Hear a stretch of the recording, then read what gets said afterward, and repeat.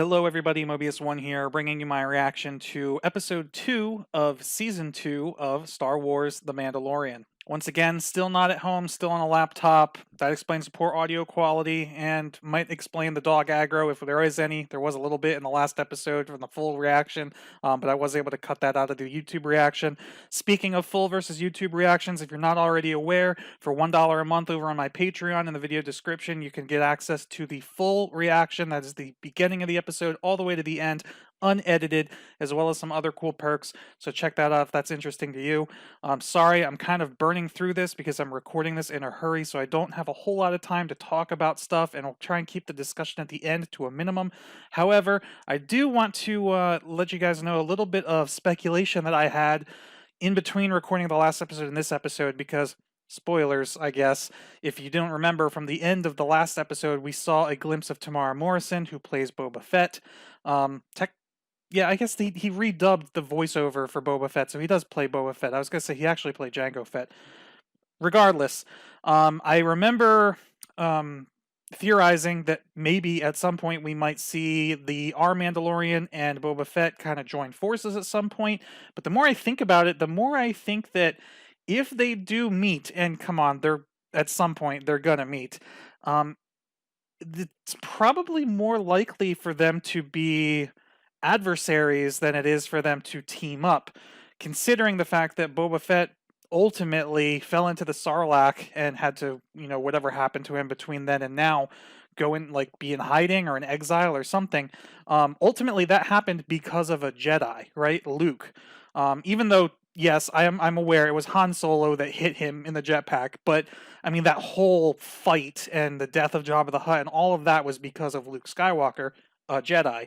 So when he encounters, if he encounters Din Djarin, our Mandalorian, with Baby Yoda, and sees that he's on a quest to return him to his people, the Jedi, maybe, because we don't know if there's more of that species out there somewhere. It's likely for him to not want that to happen. Also, you know, because Din Djarin's not technically Mandalorian, right? He was a fledgling, so I don't know if there's gonna be like bad blood there, or something along the lines of maybe our Mandalorian thinking that he's not a Mandalorian because he lost his helmet, even though we know that that the whole like Mandalorians never take their helmets off thing was not how it used to be back in the original trilogy era. It's kind of a new thing that they must have adopted. I don't know. Like I said, I don't know. I want to keep the theorizing to a minimum here, but I just wanted to get that thought out there. So let me know in the comments what you guys think about that. Do you think Boba Fett and our Mandalorian will be partners? Do you think they'll be enemies? Do you think we're gonna have like a nice rivalry going on, like a back and forth? What do you think? It's still early in the season, so get those theories out there. That way you could say, "Ha, told you so," at the end. But yeah, that's it for now. For the full reaction viewers on Patreon, we're starting at 0 seconds as we usually do. We're going to hit play on go. Ready? 3, 2, 1, go. Well, this is going to be interesting. I don't know where we're going from here. I haven't had any spoilers for this episode yet. Just, scenes from the trailer. So I know at some point he's going to be on a boat. At some point, there's going to be an ice world, I think. There were a lot of clips of Tatooine, so we saw that. I don't know. There's a lot of stuff that we can go to. But yeah, that's right. We're still on Tatooine. He never made it back to Mos Eisley, so maybe Boba Fett, there could still be an encounter here. Oh. Who are these people? Could they be working with Boba Fett? Probably not. Always burying traps in the sand. Ooh.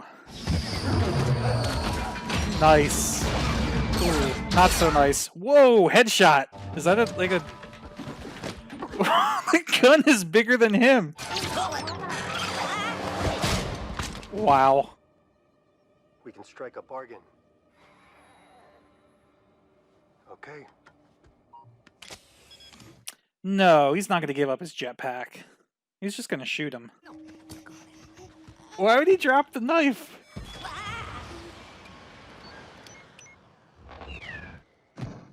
Ooh.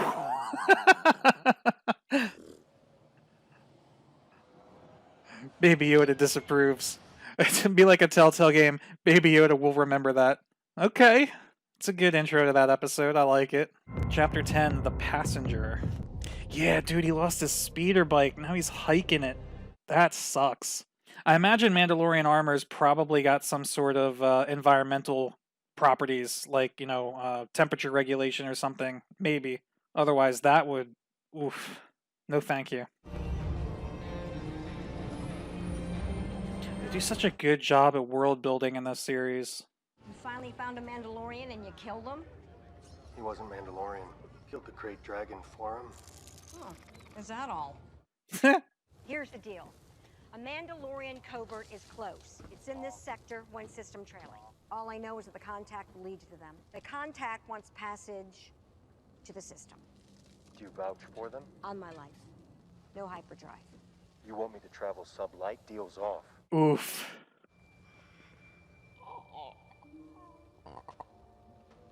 Aw. What's the cargo? She needs her eggs fertilized by the equinox. If you jump into hyperspace, they'll die. Is Baby Yoda gonna, like, help incubate the eggs? Or maybe, like, heal them and speed up their hatching? Now I'm gonna ask you to stay strapped in whenever you're seated. Traveling sub-light is a bit dicey these days. I don't speak whatever language that is. Oh god. Awkward. So what are the odds this passenger turns out to be some sort of bounty hunter or something and turns on him? I'd say the chances are pretty high. Aww. Nobody's there. What are you gonna do? He's doing something. Wait. No. Oh! That is not food. Ooh. That's not gonna go over well. Razorcrest, M111. Come in, Razorcrest. Do you copy? Oh, hey! Here we go. I love that sound. We notice your transponder is not emitting. I'm not required to run a beacon. That was before. All craft are required to run a beacon. Well, get right on it. May the Force be with you. And also with you. Okay. Carson, can you switch over to channel 2? Copy. Oh boy. Oh snap. Was your craft in the proximity of New Republic Correctional Transport Boffin 5?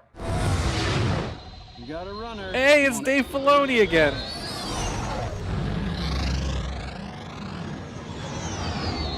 Right, because those X-Wings responded to the emergency signal from the prison transport that they liberated. Or that they broke into, and they didn't necessarily liberate it. That old thing's gonna break apart in this atmosphere. Dude. Hey, there's the shot from the trailer. Okay, so... Alright, so I wanted to know what planet this is. I want a whole series of this. They need to make like a Rogue Squadron series that follows a group of rebel pilots or something. Imperial pilots too, I don't care. Just like a whole pilot series.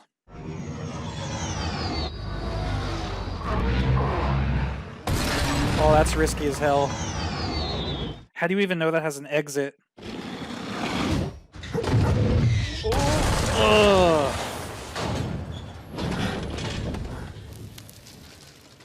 That had to hurt. Oh shit. Oh, I felt that. Dude, now what? So what planet could this be? Could this be Ilum?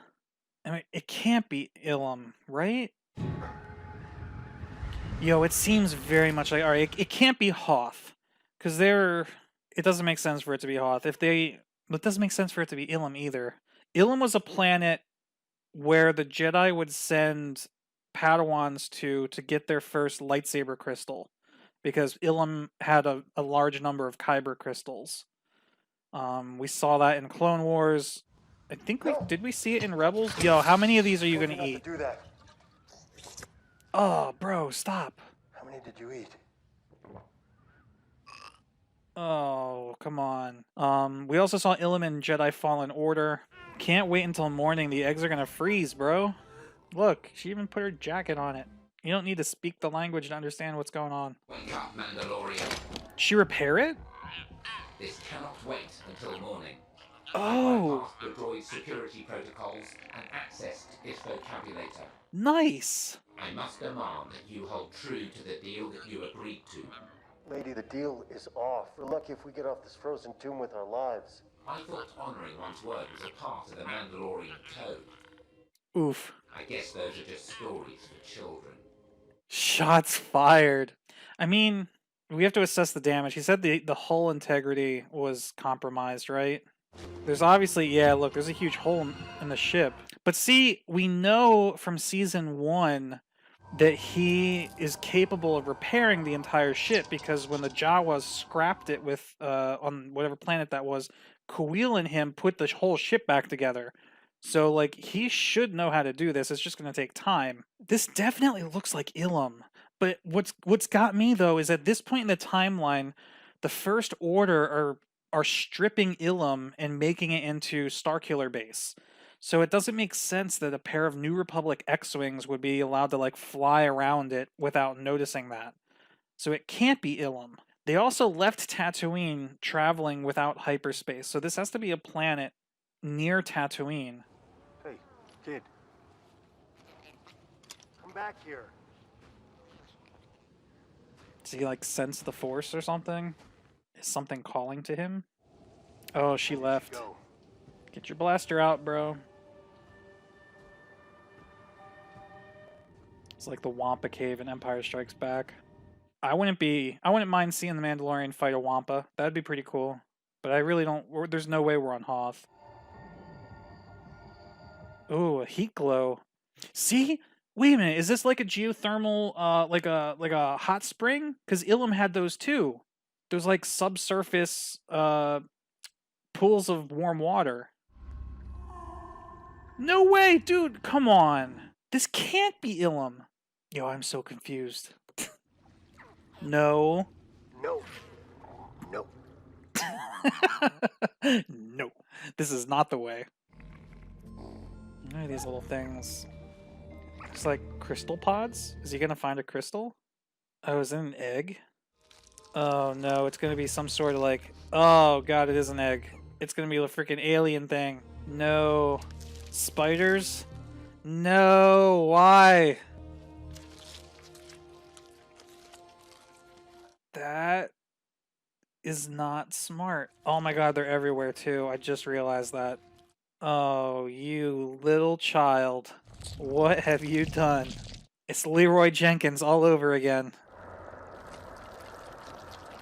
Okay, well, I don't remember Ilum having spiders, so... Oh, God. Yeah, you need to get out of the water. Like, right now. That's Mama. Go. Okay, that's when we normally shoot things.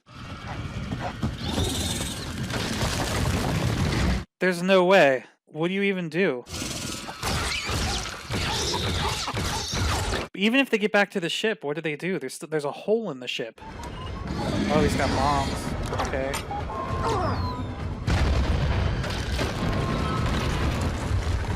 Don't stop. There's no way that killed it. It's still not going to be enough.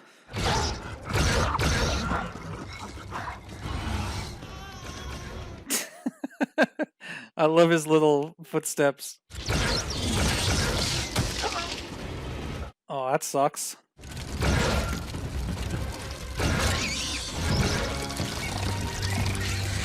Oh, that's no good. Dude, they're in there with you. Oh, she had a little holdout blaster. Nice, and it has 4 barrels, which I think... There's no way they paid that close attention to detail.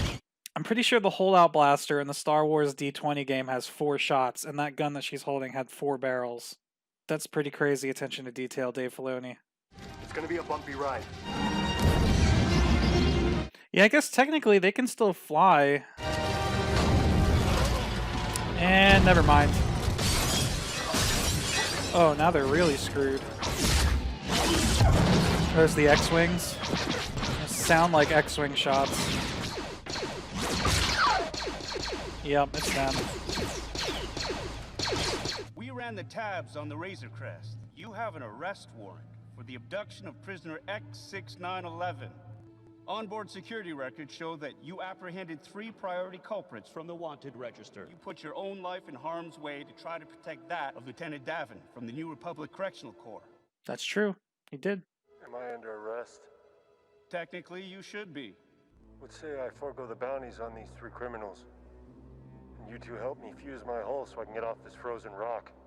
What say you fix that transponder, and we don't vaporize that antique the next time we patrol the rim? Are they literally? They're really just gonna leave him. That sucks.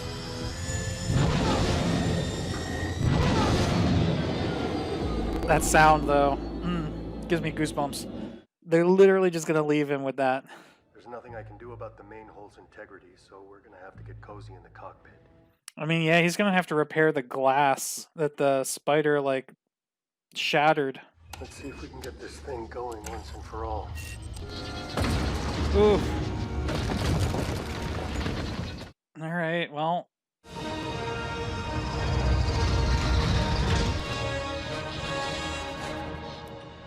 I mean, well, is that going to end? Okay, that's the end. Let me make sure there's nothing left after the credits or anything like that. Nope, that's it.